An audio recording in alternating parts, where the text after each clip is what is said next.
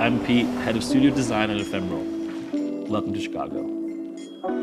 We took a lot of inspiration from the West Loop itself. You can see our space used to be an old warehouse, lots of brick, lots of raw wood, lots of beams in the ceiling, and we wanted to keep that the same. We kept a lot of the original form intact. A lot of the inspiration for the space came from the architect Mies van der Rohe.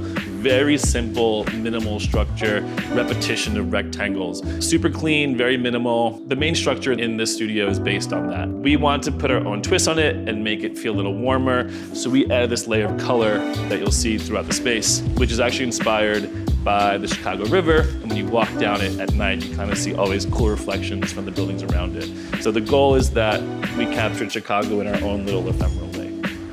You'll see a lot of leather and chrome in the space as well. We didn't try to hide any of the original beams, we just built around them. I think most designers probably would have tried to hide it, but we were like, nope, this is the space, we're gonna work with it. The other inspiration for the space is actually like how you frame out a house. We wanted to create a house frame in the middle of the space. So when you walk in, it's this massive structure that just resembles a house, a home. Welcome you home to Ephemeral. And we have these 6 skylights, which is one of the reasons we chose this space, all this natural light.